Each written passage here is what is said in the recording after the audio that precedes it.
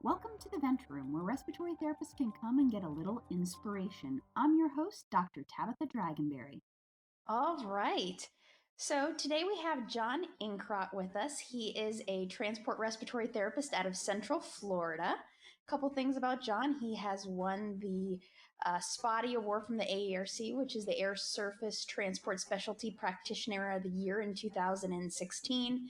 He is a webcaster and is involved in our profession overall in various ways through the MBRC, AARC, and the local level of the Florida State Society. So, Jon, how did you end up in respiratory therapy in general? Because I feel like everybody ends up in this profession a little differently. Very few of us woke up and said, oh, growing up, I want to be a respiratory therapist. So I actually wanted to, first of all, I just want to say thank you, Tabitha, for having me. This is a great honor. But first, I started out wanting to do medicine. And I found out early on in my college life that I really wasn't buckled down enough to do that. So I had a really good friend whose father was a respiratory therapist, loved what he did, had a successful living at it. So I shadowed an RT when I was over on the west coast of Florida where I grew up, and I thought it was a very cool profession, thought that it might be something that I wanted to pursue. And it seemed a little bit more specialized than nursing. So that's what I did. And I have not looked back. It's been 27 years, and it's like a bottle of wine. I think it gets better with every year. That's a good analogy. So your trajectory in 27 years, I kind of like, where did you start and how did you end up where you're at now as a flight therapist and dealing with patients in critical care transport? Excellent. So I started my career on the West Coast in Bradenton, Florida, and I started at Manatee Memorial Hospital. And after a few years there, I had a buddy of mine there that had trauma experience and had worked at some of the big trauma centers here in Central Florida. So he was like, you need to head over there. So I came over to Orlando in the mid 90s and worked at the trauma center here, and eventually relocated up to Cincinnati. And it was there in Cincinnati that I was able to come across some very well-read and respected professionals that I still look back on and think they had an integral part of how I developed in my career. But nonetheless, was able to get involved with them, and over the 15 years that I was in Cincinnati, had a lot of experience and exposure to different parts of our profession, from critical care to sleep medicine to consulting for nursing homes. So I had a very broad approach to what we do as RTs. So once I left Cincinnati in 2012 and came back to Central Florida, this is an area of the country, one of 3 areas in the country that we fly RTs on every single flight. So I've always enjoyed flying. It's always been a hobby of mine. I was involved in it up north with the Civil Air Patrol. And so we did fixed wing stuff, but had always had an interest in flying. So when I got back here, I was able to marry my profession and my passion, and now I'm able to do that in helicopter. So it's been quite an experience. So do you know what other 2 states usually always fly RTs? Yes, in Charlotte, it's Carolina's Med Center Air, which is now, I believe, they're called Atrium Health, but they still go by Med Center Air. And Hartford Lifestar up in Hartford, Connecticut, I believe they still fly RTRN configuration. I mean, when you look at the transport programs around the country, RTs are a staple on a lot of NICU and PEDS flights, and that's a given. But to have an RT on every flight, adult, PEDS, and NICU, again, is very rare. And again, I believe those are the only 3 programs, ours and the other 2, that continually do that. So as you were saying, with respiratory therapists, they are more of a staple on those NICU, PICU teams, and I've been on transport for that. So definitely, even with that particular team, we didn't go on all the critical care transports. We went on the ones that were more advanced. So if they thought there was respiratory issues or the patient was going to be intubated or was already on support, we would work with that. So it's really great to know that you're on a team that a respiratory therapist is going out with every adult patient that's getting treatment in the facility. Because I feel like, sometimes you're bringing the ICU with you, and the respiratory therapist and the nurse are the primary 2 at the bedside. And you know what? That's how we got started at my facility. Is back in the mid 80s when this program was adopted. the RTs were the ones that did the balloon pumps, and the majority of the patients that they flew were cardiac patients. And to this day, over 40% of our patients are cardiac. But nonetheless, that's kind of how the RT got planted in that position. And you stated it best. I mean, that's kind of what we do is we take the ICU with us. So you have an RT who's critical care, and you have an RN that's critical care. And all of our RNs have an emergency or paramedic background. So they bring that dynamic with them. So I think it's a very good part of being able to kind of merge all of our knowledge to take care of these very, very sick patients. And, and I'll tell you, I do adjunct instructor for a couple colleges that do paramedical programs. And, there are some fantastic paramedics out there, critical care medics, flight medics, but they have a really good niche in understanding street medicine and some of the very acute, emergent things that maybe we as RTs from the ICU have a better grasp on the critical care nature of, patients that come from that arena. So we all certainly have our niches, and we certainly think that it's worked best for us because it's been that way for 35 years. Yeah, I mean, we all have our part in that role of healthcare. So, everybody kind of specializes into something a little different. So you got exposed in Cincinnati. You were able to advance on that. Are there any specific educational requirements that are really that somebody who's interested in transport or has that idea that they'd like to be a transport therapist, is education or work requirements that they could work on now to get to that goal? Yeah, so it is so important for folks that would like to do this to get experience. And when I say experience, I mean from all avenues. I'm talking from the ER, from the ICU, maybe get a little peds and NICU experience as well. But having the experience is what's key for us. We don't necessarily, we are really trying to gear people towards getting the bachelor's in our profession, and I support that. But at the same time, folks that come out of an associate's program that have great experience and are very well-rounded are certainly individuals that we would consider for parts or spots on our team. The average experience on our team is about 17 years. So I have some nurses that have been around for 25, 30 years, and we have a nurse recently that's been hired who's got only about 6 years in the field. So we have a pretty good mix of characters, and it's worked for us. It's been good. So getting, another thing is too, is that a lot of our folks do instruction for American Heart, or they're adjunct instructors at universities or colleges, so they stay involved. Also, specialty credentials really help. The NPS, the CNPT, ACCS, all of those things help because it shows your commitment to the profession and it shows your commitment to learning. And just for our listeners, most of us know the NPS, the ACCS. The CNPT is actually another credential that's a certified neonatal pediatric transport that respiratory therapists are able to sit for as well. Correct. Yes. And, again, my focus has always been adults. I've done adults for, I would bet 85 to 90% of my career. So I think that there are better suited candidates out there to take care of the neopeds folks. But yes, most of our neopeds transport folks do have the CNPT. Yeah, I have that as well. And it was definitely one of those interesting tests because it had things that you don't normally deal with in, like, at least in the Florida or the DC area where I was at, where it's like snake bites and things like that. So they kind of give you a whole gamut of things beyond just the standard respiratory therapy diseases we're used to. Exactly. So it's a very well-rounded test, and it's very diverse, I guess, if you will. So for those people that don't know if they're interested in transport and are kind of like it's tickling their fancy, what would you suggest for them to learn or how to figure out if it's for them or not? I say this a lot to people, is that you can bring an RT or an RN out of an ICU and throw them in an aircraft environment or even in a ground unit, and they will be lost. So it's understanding some of the basics of, being able to work with one other person, having critical thinking skills, being able to think outside the box, and always, always, always plan forward.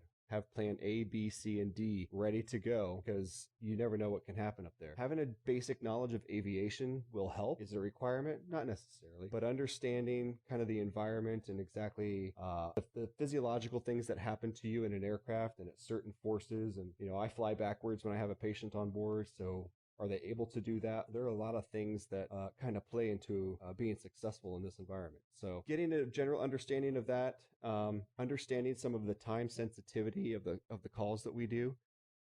Again, a lot of times RTs are not really used to STEMI patients in the ER, getting patients very quickly to a cath lab, or the neuro patients that need to get to the OR very quickly. And that's not to take away from our profession. I mean, we have some very smart people in our field, but going to a facility to get a STEMI patient who needs to be in the cath lab within 60 minutes, or whatever the case may be, getting RTs exposed to that is something that's new.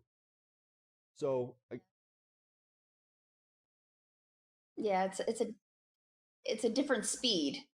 for sure, absolutely, and doing it with one other person as opposed to being in an ICU or a med tele unit where you hit a button and the circus shows up. I mean, you don't have that in the back of an aircraft, and to be quite honest, sometimes it's refreshing because it's just you and your partner, and you know your roles, and you help each other, and you do what's right, and before you know it, your 7-minute flight is over and you're landing and you have help. But at the same time, being able to gel with your partner is a very, very big key to the success of you in this environment.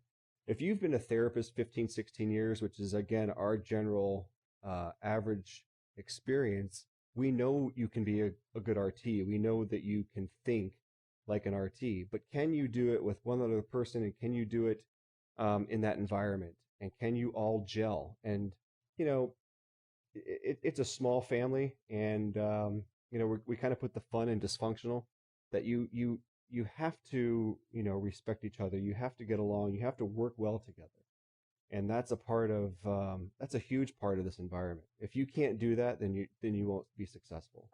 What advice do you have for somebody? Because I've worked in the transport environment. It's a very tight, confined space. Sometimes you can't listen to the patient the way you want to because you're in the back of an aircraft and you have headphones on and you're needing to listen to the pilot and your partner.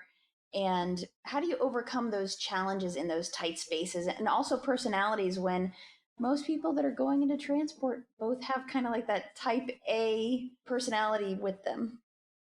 Yes, you're right. And we say that all the time, that we're a bunch of type A personalities confined into one spot. But at the same time, if you've gotten this far in your career and you have that experience level, you should be able to be part of a cohesive team or a collaborative team, all focused on one thing, and that's the patient. So, I know when my partner's having a bad day, they know when I'm not on my best game. And, we kind of huddle to, that's what the whole briefing is for in the morning, is to make sure that we are all on the same page. So, that being said, we certainly understand each other, and overcoming some of those environmental things is huge. And that's a really great point that you bring up, is because you get really used to hand signals. My partner will know sometimes when I make hand signals what I'm looking for, and the same thing with him or her. If they need a drug out of the drug box, or if they need the protocol book real quick to look at something, then I kind of know what they're saying without having to be vociferous. We can get into some very busy airspaces in Central and South Florida. And during those times, it's very critical to let the pilot concentrate and to listen to the ATC. So sometimes we have to go, they can certainly mute us up front and they can isolate us in the back, and we can talk all we want. But at the same time, we also need to be respectful of the environment and where we are. So we do use hand signals. Sometimes we'll be a little bit unorthodox in how we communicate, but it gets the point across, and ultimately the patient gets the care they need. Those people who don't work in the transport environment, what is the typical day like? Because you mentioned a briefing, which they might not know what that is, and then with ATC, which is your air traffic control, right? So just even as in, I would say, in respiratory, we speak respiratory to each other. It's its own language. I think in transport, there's some additional verbiage that comes in that you don't learn until you're in it. For sure. And, that goes back to what you had asked about, what's some of the generalized or basic things somebody would want or experience to have coming into this environment. And my response being, knowing a little bit about aviation, this is it. This is where it would help you, is to understand a little bit of the jargon that we speak. And air traffic control is ATC for sure. The briefing is our get together in the morning. We get together with our NEO team, our PEDS team, our pilot, our mechanic, and certainly the adult crew, and we get on the phone with our dispatcher and we go through, the first thing we talk about is what day it is, the weather. We talk about any obstacles at our facilities that send us patients, and that can go from Jacksonville, Gainesville, Tampa, down to Naples, Miami, Fort Lauderdale.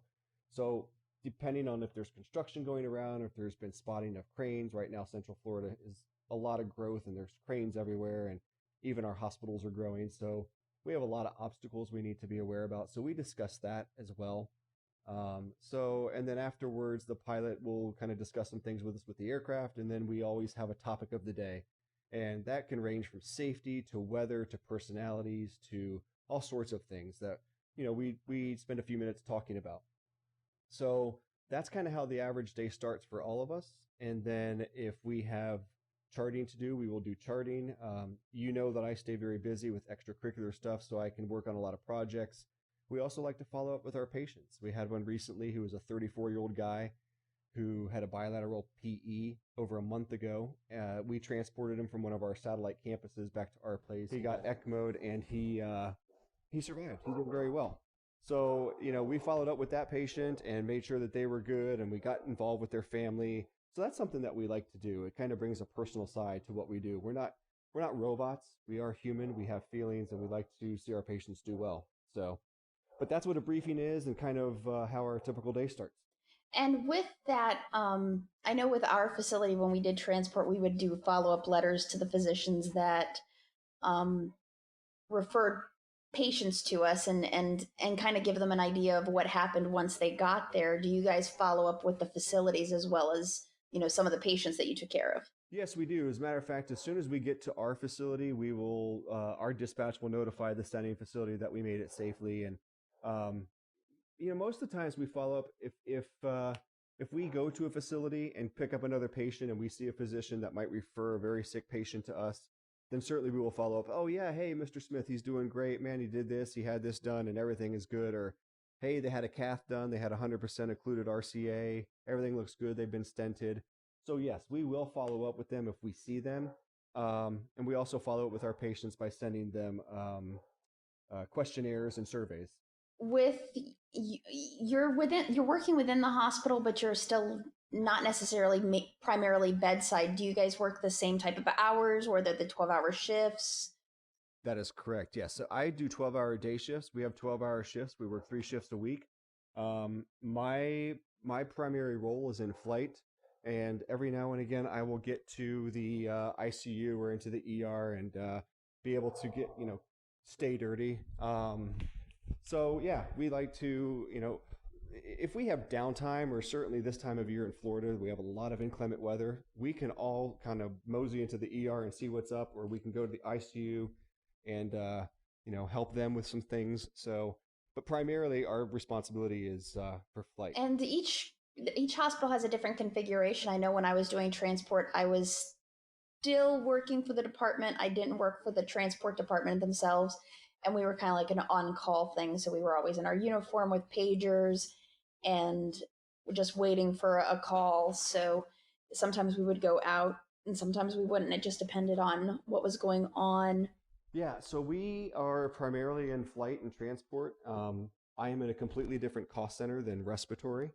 So if I picked up an extra shift in respiratory, then I would certainly clock in under their cost center. But for now, we report every day, and if again, if we don't have a flight, we have a lot of other things that we can do. And there are days, just like in any profession, that you have downtime, and those times are welcomed, because you never know, when you're going to get 3 or 4 flights in a row and not get a lunch break until 4 in the afternoon, if at all. So like on one of those days that either you're super busy or it's getting close to the end of shift and there's a late call and you have that STEMI patient in the ER that your next shift isn't in for, do you guys end up staying over? How does that work? Absolutely. If it's a STEMI call or a vascular emergency or something that's very time sensitive, then we're staying over. We're going to get that patient.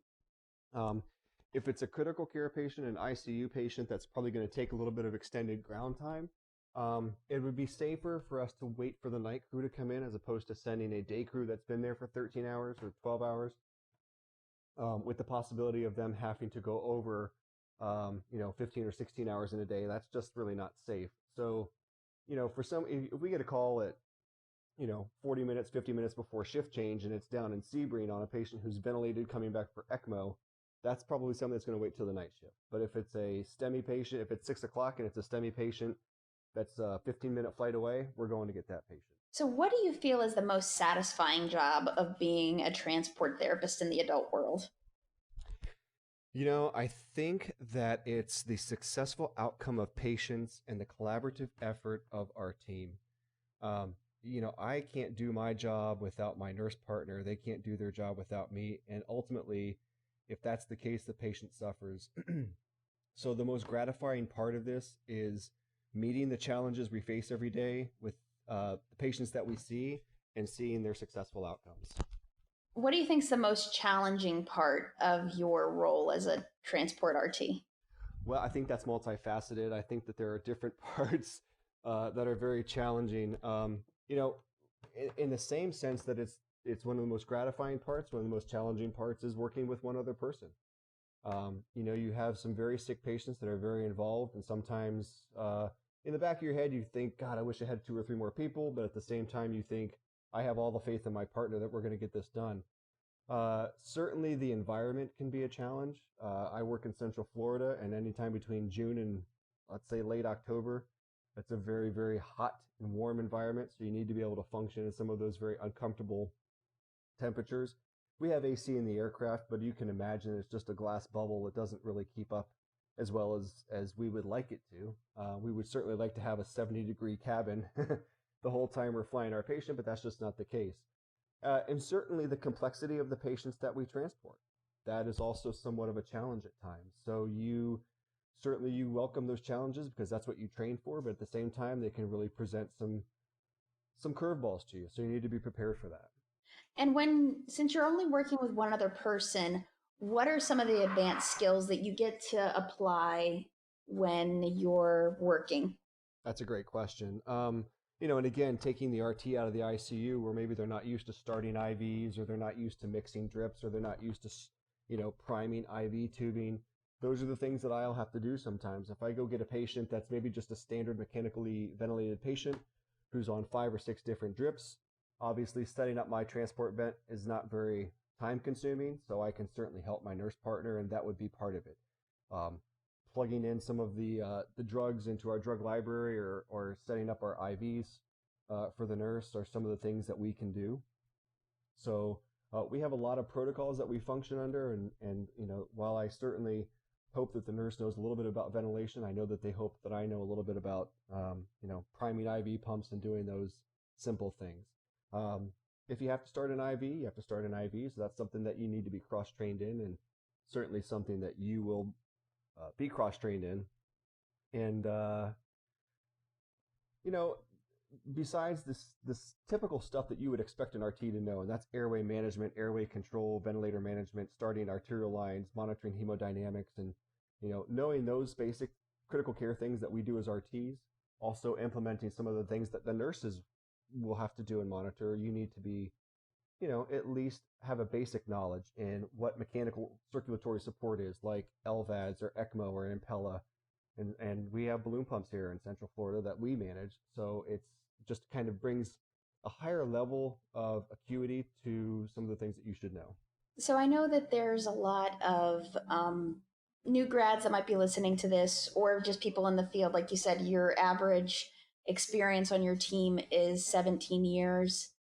What do you think is like the minimum requirement of trying to get a well-rounded base to be able to be effective in this different environment for a respiratory therapist? So right now we have 6 RTs on our team, and I've talked exponentially with my boss about possibly bringing in a PRN RT or 2. The main challenge that we face with that is keeping that RT flight competent. So it'd be very difficult to bring somebody in to keep them competent if they don't fly very much, despite their training. Some of the other basic things I would say is you need minimum 3 years, and that's really probably not going to get you in the door I would say more close to 5 years of critical care experience. And again, that would include your ERs, your PACUs, your ICUs, your CVICUs, your neuro ICUs. Again, having that broad exposure to all the patients that we will see as RTs. Um, having a concept and knowledge of your hemodynamics, knowing what drugs do what, um, you know, that's part of, some of the nursing stuff that maybe everyday RTs don't really know much about, but you should. And, the ACCS exam does cover some drug therapy, and it covers some of the advanced modalities and things that we do. So, again, anybody that's coming into the flight environment, you have to understand that you will be taking the patients that you see every day in the ICU now with nitric, with inhaled Flowland, with balloon pumps and Impellas and 6 drips and a PEEP of 18 on, pressure control or a PRV, whatever. You will have those patients in an aircraft, and it'll be you and your partner. Now, we do ECMO at our facility. We are a ELSO program, and we carry a perfusionist if we go get an ECMO patient. So I'll be quite honest with you, while it certainly intrigues me, with the acuity of the patient that requires ECMO, I have enough duties on my own that I welcome a perfusionist at my side when we have these kinds of patients. So, yeah, but those are some of the things that you should bring to the table if you are interested in a transport job. Taking all of those things from an ICU, putting them in an aircraft, and being able to do it with one other person. With your flight group, are you guys CAME certified?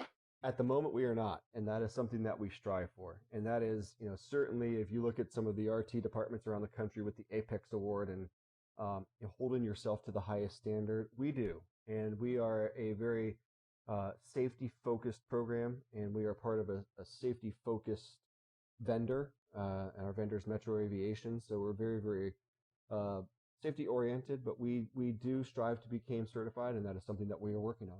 That's cool. And for listeners that don't know what CAMES is, it is basically about safety. That a program that is CAME certified has been certified for their efforts in safety and quality management.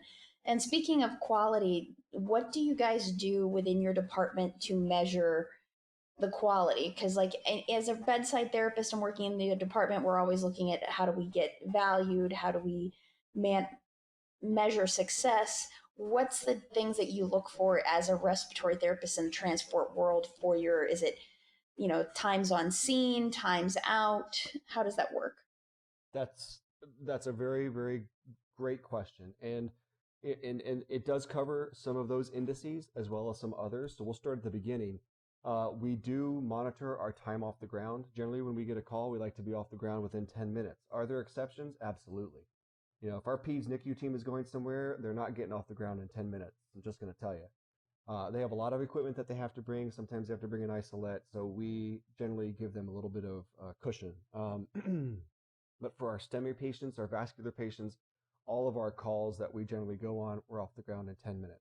If I've got an ICU patient down at the Cleveland Clinic in Weston and they're coming back to our place, for possible ECMO or an LVAD implantation, we're going to take a few minutes to call down there and get report because we want to kind of know what we're walking into.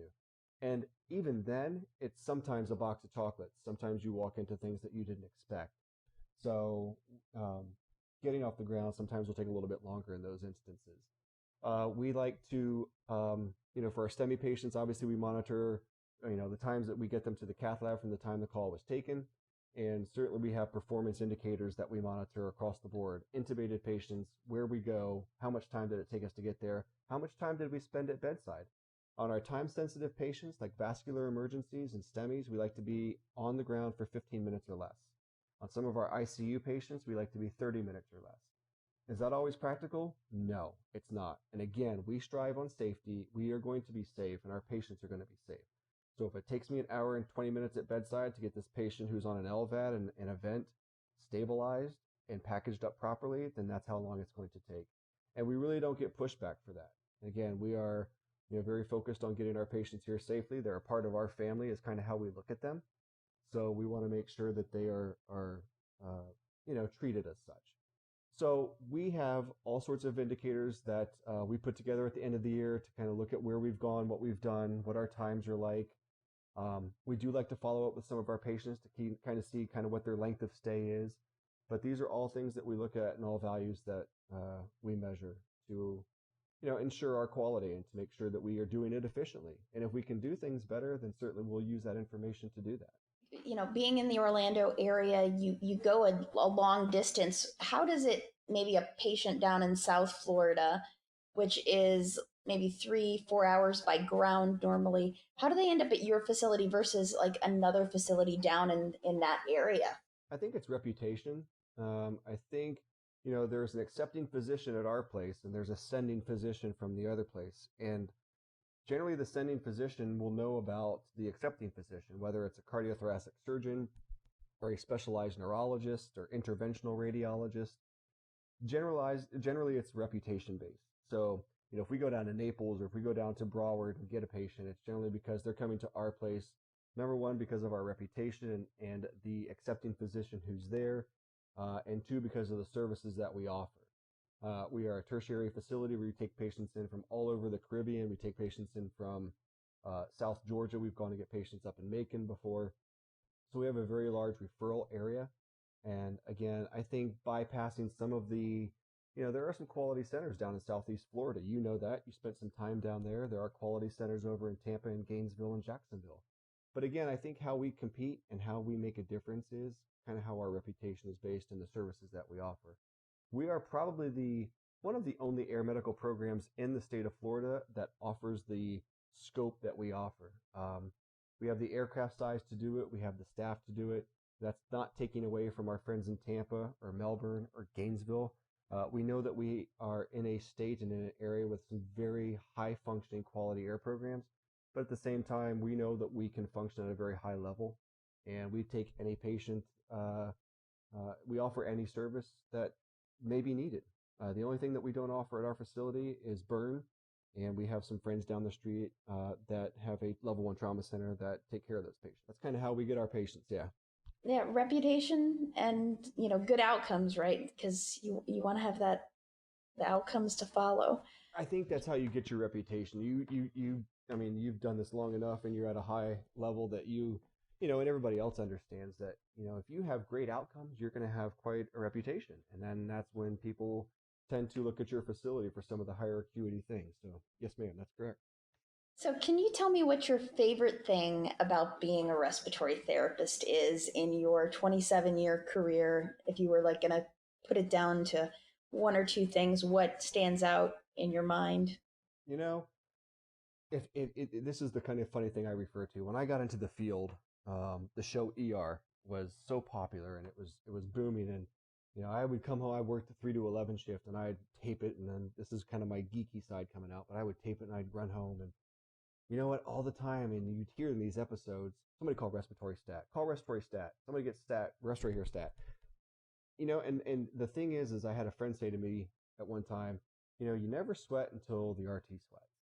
And that's true. I think that a lot of people look to the RT as an airway expert and as an airway manager that, people really find a little bit of comfort or even a lot of comfort when the RT or a couple RTs are around in these really, really sticky situations and these very high acuity situations. So one of my favorite parts is that we are an integral part of a collaborative team to take care of these very sick patients. I honestly don't think that you as a team can do without an RT. I think we bring a very, very broad scope of practice to the table, and certainly for those that are a little bit higher functioning, the knowledge base of hemodynamics and mechanical ventilation and some of the advanced things that we can do with that machine. We have to understand that machine that we utilize every day is an art, and taking care of our patients and manipulating settings to each patient. We can't lump everybody into one set of parameters to take care of our patients effectively. Everybody's different. So, bringing that knowledge base to the bedside and taking care of a patient and seeing these really good outcomes, that's the most satisfying thing for me. I love coming to work every day, and I've said this before. If somebody said today that flight's going away tomorrow, you're no longer going to be a flight RT, we're closing down the program, I'd still love going to work every day. And I think that's the difference between, having a passion for your career and having a passion for what you do just kind of makes my job all the more, I guess wonderful is the cheesy thing to say, but it really is. I get to go and I get to practice as a respiratory therapist in the back of a helicopter every day. I don't know where, I honestly don't know what else is better.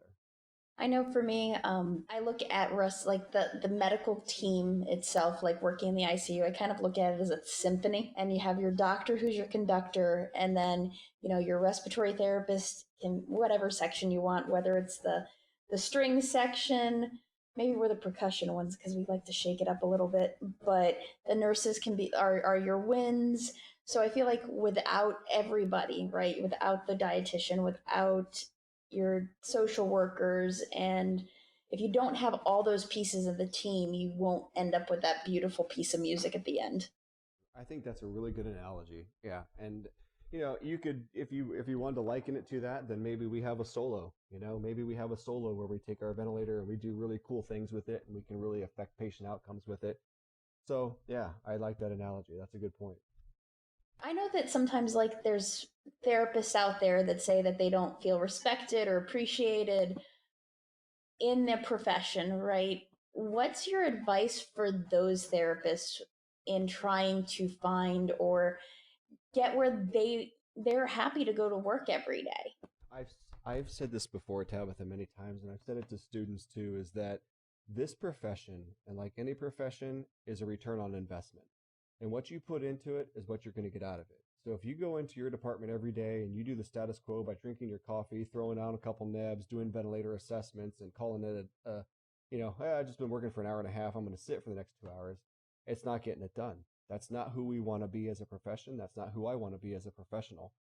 So I'm always, prior to, even now I stay visible, but prior to getting this position, in the ICUs, you'd be visible. You'd be in rounds. You would be at the bedside. You'd help nurses. You'd answer questions. You would educate, participate, be a part of it.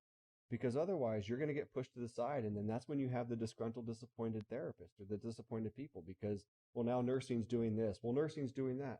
Well, why? Why is nursing doing that? Why don't you do that? Why don't you step up and say, I can take care of that. Let me help you with that. I can do that. And I also like to tell people to get involved. If you have an opportunity to become an ACLS instructor, become a BLS instructor or a PALS instructor, because now you bring something to the table, right? Now you're visible because everybody's going to rotate through there, especially if you have a PEDS team or an ICU team or an adult team. Everybody in the hospital is going to rotate through PALS, ACLS, and NRP, and you as the RT get to highlight what we do. So that is exposure, that's visibility.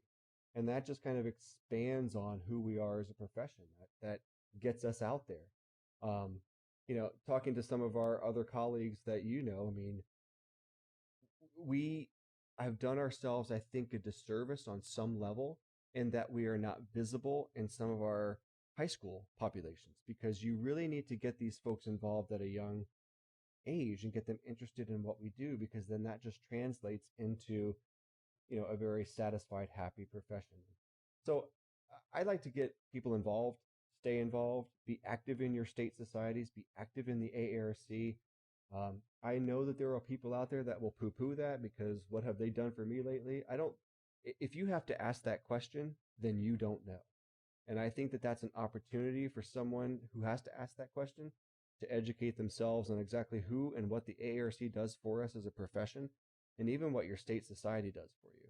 And I think it's very important. And I think for me, one of my favorite things about being an AARC member, and when I do get the opportunity to go, not only is it the CUs that you can get online, but when I get to go to the conference, I feel like conference time revitalizes you. So like you get towards that end of the year and you've had a rough year or whatnot, and you connect with other people like-minded where you're getting to expand and see the latest research and connect with friends. That's how we met, was through the AARC. So making friends, connecting friends, and I think finding those like-minded friends keeps you on track, right? When you know more, when you find a ton of respiratory therapists working across the country that love their jobs, it makes it easier as you find challenges to reach and say, hey, how are you guys doing it? And that's making it successful. Yep. I don't know if it's appropriate to name drop on this presentation, but yeah, I met you at AARC. I've met some phenomenal people through the AARC, and they just raised the bar, I think. And I've always been, when I was in Cincinnati, the people that I came across were Rich Branson and Jay Johannigman and Bob Campbell, and those guys, and had such a profound effect on my outlook on the profession. And Rich obviously needs no explanation of where he is and who he is, but just kind of seeing what they did and how involved they were just kind of stepped up my game a little bit. And it's always made me want to strive to not only promote the profession, but what we do. And now certainly I've met you and again, all those professionals that kind of have raised the bar and have made such a place for us as a profession that I would not look back. I just want to continue to look forward and kind of continue to raise the bar for others. AARC, even your state meetings and other meetings, it's a great networking opportunity, and it allows you to meet these people that kind of share the same passion that you do. And that's huge. I agree with you. Well, I thank you for your time. It was great to get to talk to you across the world, right? And keeping that connection. Absolutely. Yes. I mean, we are kind of across the world, but I am so appreciative that you had me on, and we were able to kind of discuss this passion for our profession, and I appreciate it. Thank you. All right. Thanks.